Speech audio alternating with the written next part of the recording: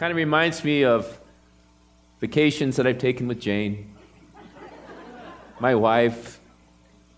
So she's driving, and she thinks she knows where she's going. And she turns here, and then she turns there. And all of a sudden, I'm thinking, I don't think where we're supposed to be. And I say, Jane, let's ask for directions. And she goes, I can find this out on my own. And she keeps driving to the point that we are totally lost. And she pulls in the gas station. She goes, you go ask for directions. How come women just can't ask for directions?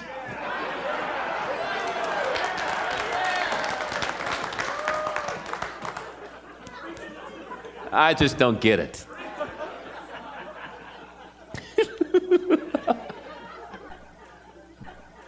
But now we have GPSs, right? GPS, you type in the address, and you go, it leads you right to where you need to go, hopefully. But Michael took the directions from the GPS too literal, and he drove right into a lake. And I wonder how many times we do the same things in our lives. Because we have different things that are like our own GPSs for our life. And we're following this voice, or we're following these directives that are given to us. And then we end up sometimes in a place where we go, how in the world did I get here? Have you ever done that? Have you ever been in a relationship where you go, I'm never going to go there again? Have you ever been in a job situation where you go, holy cow, how did I get in this mess? But there are those situations where we're wondering, where did I get off track and where did I make the wrong turn in my life? So I'm going to assert a new kind of GPS to us. Instead of a global positioning system, we're going to incorporate God's positional system. And I think the best GPS, God's positioning system, is this thing called the Bible. And the one thing that the Bible always leads us to is the person of Jesus Christ. And when you read the Bible, you read the Old Testament always is pointing forward to the Messiah, Jesus Christ. When you read the Gospels, it's all pointing us to Jesus himself. And then when you read the rest of the New Testament, it points back to what Jesus did and what that means for our life. And so I just really have taken to heart in my own life the need for God's positional system in my life to help me to make the right turns and to direct my life. And I have to admit that when I have gotten off track and followed another GPS instead of God's, it does lead me into a lake. And I have been over my head. And so I want to address something that there's a course in life that I think if we were really honest, each of us are asking ourselves, or maybe even asking God if you believe there is a God. And you're asking yourselves, how can I find true significance? Or how can I find true value in my life? There is just something within us that we want to have a destiny in our life where we believe that my life made a difference. There's a book that I just read, and it's called Golf's Sacred Journey, 7 Days at the Links of Utopia. You know, oh, here he goes with another golf story. So an old friend of mine in Denver gave this to me, and he says, Kirk, you got to read this book. And so the author is Dr. David Cook, who's one of the most renowned golf teachers in the world. And he says this book is about influence. It is about a man who lived in a simple place but had extraordinary insight. He also had something else on his side. He had time to invest himself in the life of another who was lost on his journey. They represent each of us in the various stages of growth. Listen to this. In life, we must be willing to coach and be coached. Either one alone will leave us empty. And so I read this book, and it's a story, fictional story about a young aspiring golf pro who just blows up in this tournament. He ends up in this little out-of-the-way town called Utopia, Texas. And he finds this driving range out in the middle of nowhere with this little 6-hole golf course. And in the process, he meets this man who's driving a tractor and drives up to him. And this man ends up being his mentor and helping him not only to get his golf game in line, but to find the real meaning of life. And in this book, what this young man finds is that the true meaning in life is he found a direction to finding a relationship with Jesus Christ, and then realizing that God put him on this earth to be a positive influence, a mentor, a coach to others as he was coached himself. Now, when we look at the gospel, and we are in the book of Mark, chapter 10, and we're at verse 35. When we read the Gospels, what we see is the life of Jesus Christ. And we see the things that he did, we see the things that he taught. And with this is our own global positioning system that leads us to God. And I want to read verse 35 through 45. This is an interesting encounter that happens with Jesus and his disciples. And as we're reading this, I want us to ask the question that is being addressed here is, what is true greatness? It says, then James and John, the sons of Zebedee, came to him. Teacher, they said, we want you to do for us whatever we ask. What do you want me to do for you? He asked. They replied, let one of us sit at your right and the other at your left in your glory. You don't know what you're asking, Jesus said. Can you drink the cup I drink, or be baptized with the baptism I am baptized with? We can, they answered. Jesus said to them, you will drink the cup I drink, and be baptized with the baptism I am baptized with. But to sit at my right or left is not for me to grant. These places belong to those for whom they have been prepared. And when the 10 heard about this, they became indignant with James and John. Now, the one thing that scholars believe is that James and John's mother was the sister of Jesus' mother, Mary. And so James and John, they assert, were cousins of Jesus. And so it's a family thing. You know, you have a rich uncle that has a family business, and you're going, hey, uncle, how about letting me in on it? It's just we have this kind of presumption that because we're family, we should be given special honor. And we should be given a place that maybe isn't really deserved. This is what James and John were doing here is, hey, Jesus, you know, we're cousins. Give us those special places of honor. But I think, as we talked about here, this is addressing what's at the core of each of us. We want to be recognized. We want to have a place where we are acknowledged for what we can do. We want to have a place of authority. We want to have a place that we are elevated to a level that everyone goes, they earned that. What a great thing. Look at them.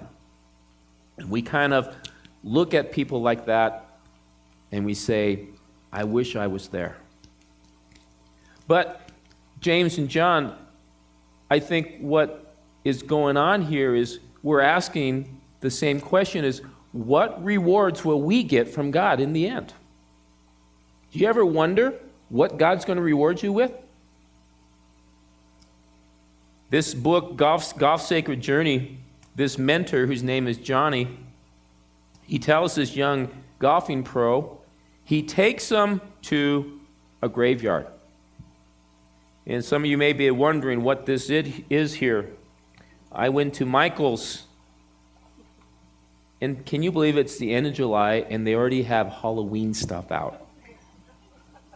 So this is a little tombstone. I tried to find a real tombstone but couldn't find one because they all weigh about 1,000 pounds. But as we see this tombstone here, what Johnny did is he took this young golf pro to a place and he showed them different tombstones. One of the tombstones was about a young man, and the tombstone read, "Though he never earned a degree, he was wise. Though he never left the Sabinal Valley, he impacted the world. Though he died young, in Christ he lives." Wow, that's a pretty powerful tombstone, isn't it? It's like you would have liked to have known this young man. Another tombstone simply had these two very affectionate words, "My daddy." Then the mentor, Johnny, turns to the young golfer and he says, "What will be your epitaph that you would want written on your tombstone? What would you want your wife and your kids to say about you?" And there was actually a hole that was dug in front of a blank tombstone. And with that, the man Johnny was challenging him to ask that question of where would I like my life to end someday, and what would I have wanted my life to accomplish in the years that I lived. And so let's put ourselves in the same shoes as this young golfer. Is what do we want written on our tombstones? What is the epitaph that we would want our families to say about us? What is the thing that you would want your friends to say about you? Is it something that's profound? Is it something that is going to move people when they read it and they can say, that was an amazing person? So I think the real question we all have, if we're really honest with ourselves, is where are we looking to find true validation in our life? What are we looking towards to bring validation to us? If you're young, maybe you've been looking for it in what place you stand in your class standings. Maybe you're looking for it for whether or not you start or sit on the bench. Maybe we're looking for it in how popular we are. And you know, that desire to be popular, it just doesn't change when we get older. We just translate it and it looks different. So maybe we're wondering who has the nicest car or who has the biggest house. Here's one for parents. Who has the greatest kids? And there's nothing more painful for a parent that has a kid that takes a path that brings shame on the family. And it's painful for us that we feel like we're not getting the validation that we wanted. Some of us, even grown adults, are still looking for those words of validation from our mother or our father that has never told us we were good enough. But when we look for validation in things of the world, it always leaves us coming up short. Matthew 6, verse 19 says, "Do not store up for yourselves treasures on earth, where moth and rust destroy, and where thieves break in and steal. But store up for yourselves treasures in where? In heaven, where moth and rust do not destroy, and where thieves do not break in and steal. For where your treasure is, your heart will be also." What Jesus is saying there is, where does your heart focus its attention, its energies on most of your day?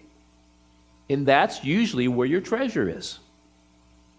So we want to follow the path of Jesus, but The difficult thing is what that path is a difficult path to follow. We want to go back to verse 32. I'm actually going to go to 33, where Jesus tells the disciples, we are going up to Jerusalem, and the Son of Man will be betrayed to the chief priests and teachers of the law. They will condemn him to death and will hand him over to the Gentiles, who will mock him and spit on him, flog him and kill him. 3 days later he will rise. You see, where we're at right now is we are coming to the pinnacle, to the climax of Jesus' journey, is that this is right before, just hours before, Jesus goes up to Jerusalem and he gets arrested. Okay? And he gets mocked. He gets involved in the mock trial, and he's hung on the cross. He's buried and risen 3 days later. This is right at the point where things are suddenly going to shift in the direction of where Jesus is going and what it's going to mean to the disciples. So Jesus is preparing the guys. He's saying, hey guys, I know this has been fun following me around for the last 3 years. You've seen some great miracles. We've cast out a lot of demons. People have been very excited with what they've seen. But I tell you guys, things are going to change dramatically. And do you really want to drink from the cup that I'm going to drink, which is shedding his blood that we just celebrated today? Do you really want to embrace the baptism that I'm going to be baptized with? And baptism is a picture of death, of being submerged in death, in the water, and then being risen to resurrection. So Jesus is saying, do you really want to do that? But they didn't get it yet. You see, the path that Jesus wants us to follow, Paul made note of this in Philippians 2. Many of you have heard this verse many times, but in verse 5, he says, your attitude should be the same as that of Jesus Christ. Then in verse 8, it says, and being found in appearance as a man, he humbled himself and became obedient to what? To death, even death on a cross. You see, Christ chose to go to the cross. He wasn't forced. It said when he was arrested, he said, hey, dudes, I can call down legions of angels, and they'll nuke you guys in a heartbeat. But I choose to be arrested. I choose to be crucified because of the love of the Father for you and for me. And so he now goes, okay, guys, you really want to follow me? Here's what it looks like. So, you want something written of significance on your tombstone? Here's what your life should look like. And he says this in verse 42 of Mark 10. It says, Jesus called them together and said, you know that those who are regarded as rulers of the Gentiles lord it over them, and their high officials exercise authority over them. Not so with you. Okay? Turn to your neighbor and say, not so with you.